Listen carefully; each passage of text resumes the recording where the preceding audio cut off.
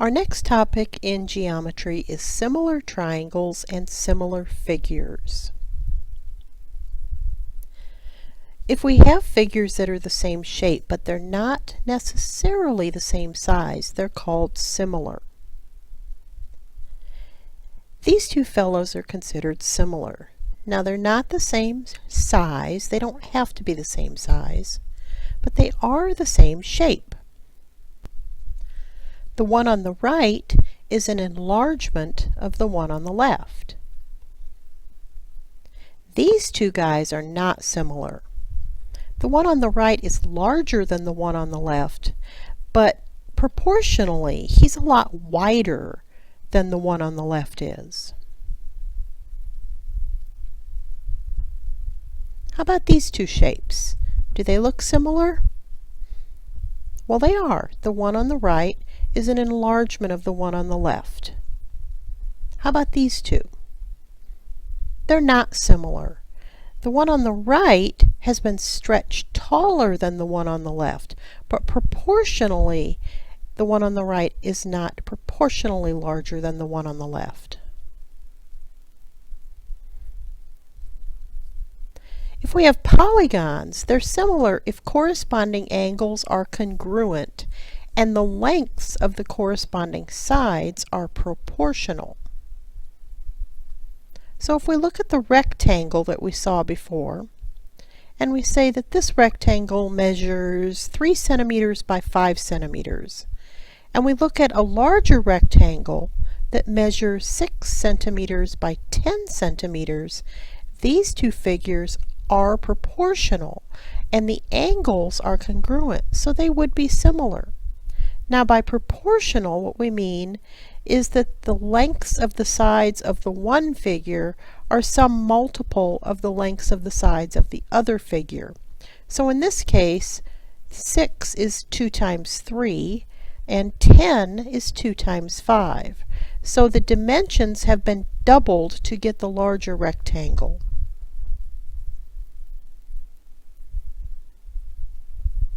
How about two squares? Do you think that they're similar? Well, all squares are similar because all squares have congruent angles. They all have right angles, and the lengths of their corresponding sides are always going to be proportional.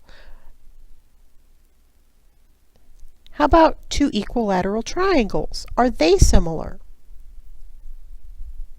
Well, yes, they are. Equilateral triangles will always be similar. They have 90 or 60-degree angles, and the lengths of their sides are proportional. How about these two right triangles? Are they similar? Well, they're not. If you look at the two triangles, the one is stretched taller than the other one. The one on the right is actually pulled longer in the vertical direction than it was in the horizontal direction. So these two are not similar.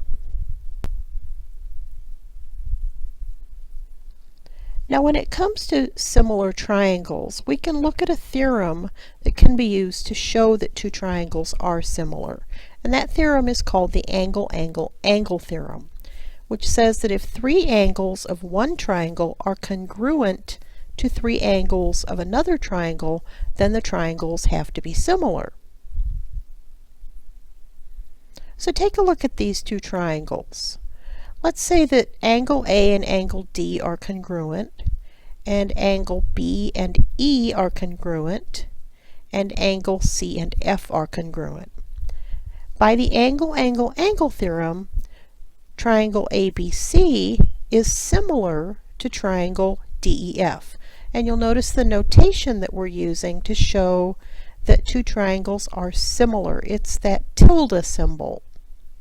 The other thing you need to notice is that the order that the letters are given to us in the names of the triangle are implying some things about these two triangles that are similar. So if triangle ABC is similar to triangle DEF, then we know that angle A and angle D are congruent triangles. That's because those two angles are mentioned first in the names of each of the similar triangles. Angles B and E must be congruent because those angles are mentioned second, and angle C and angle F must be congruent because those angles are mentioned third. Now we also know something about the side lengths of the two triangles. We know that the side lengths are proportional, and that would be the corresponding side lengths. So in this case, side AB and side DE are proportional to each other. Side BC and side EF are also proportional to each other, and sides AC and DF are proportional to each other. So since we know we have similar triangles, let's suppose that we also know something about the lengths of their sides. So since side AB and side DE are proportional, that means we can form a fraction from those side lengths and have the fraction 9/15. Side BC and side EF are proportional, so we can form a fraction out of their side lengths. And side AC and side DF are proportional. So because these two triangles are similar, these three fractions that we've just formed have to be equal to each other. Let's suppose that we know some of these side lengths. Suppose we know that side ED measures 5 units, and side CD measures 7, and side AB measures 8. How can we use those measurements to find the length of side BC? Well, we need to set up some proportions to show which sides are proportional to each other, which sides form those equal ratios. So BC, which is the side we're looking for, is a corresponding side to side DC. One thing to look for in the picture is that in both triangles, those sides are opposite the right angles. And that side AB and side ED are also proportional to each other because they are opposite congruent angles. The congruent angles being the vertical angles that you see that contain point C in the middle of the picture. So we can substitute some numbers here. We know that DC measures 7, that AB measures 8, and that ED measures 5. So now that we have a proportion, we can cross multiply to solve the proportion, and finally have the measure of side BC as 56/5.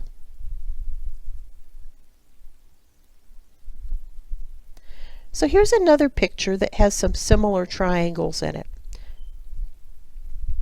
Now it may be a little hard to see the similar triangles, so we're going to end up pulling this picture apart a little bit.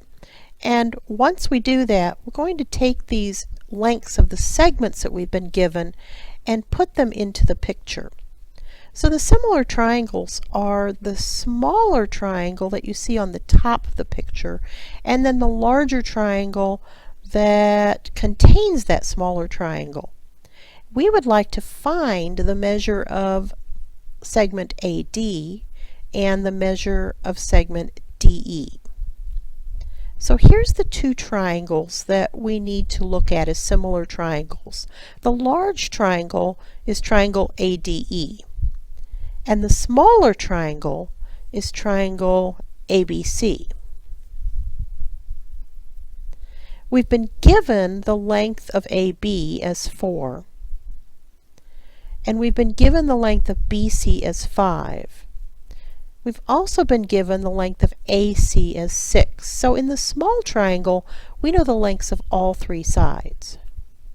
Now in the large triangle, we haven't been given the lengths of any of the sides directly, but indirectly we have been given the length of one side. And that's because we were told that the length of CE is 2. We also know that the length of AC is 6, and those two lengths together make up the length of AE, which is 8. So let's say we'd like to find the length of side AD. We need to set up some proportions to show some fractions which represent those corresponding sides. So the side that is labeled as x units long, which would be segment AD, is opposite the angle that's marked with one tick mark in the large triangle. And the side that's opposite that same angle measure in the small triangle is the one that measures 6. So x and 6 are proportional.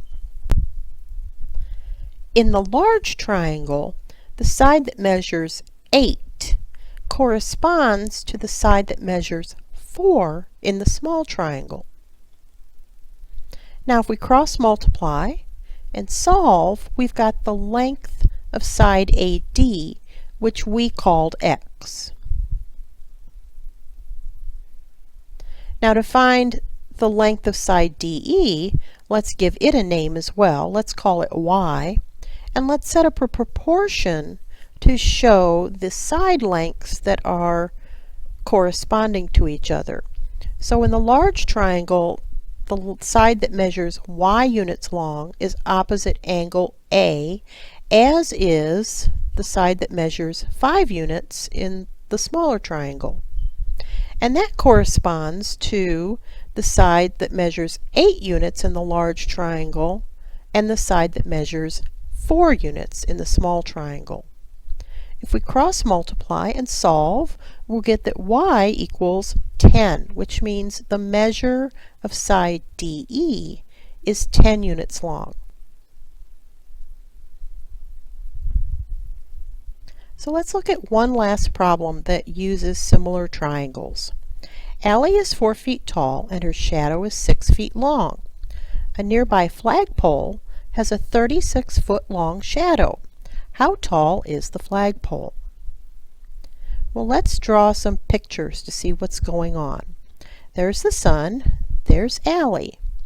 She's 4 feet tall and her shadow is 6 feet long. There's a flagpole nearby that has a 36-foot long shadow. We want to know how tall the flagpole is, so we'll call that x. Now let's say we look at some triangles that are formed in these pictures and try to find the sides that are proportional in these similar triangles. Well, certainly the x and the 4 are proportional, as are the 36 and the 6. So let's write a proportion that states that and then cross multiply to solve. And we find that x is 24. So the flagpole is 24 feet tall. So remember, similar triangles have congruent angles and proportional sides. The angle-angle-angle theorem is used to show similarity. It's not used to show that two triangles are congruent. That's what our other triangle congruence theorems are for.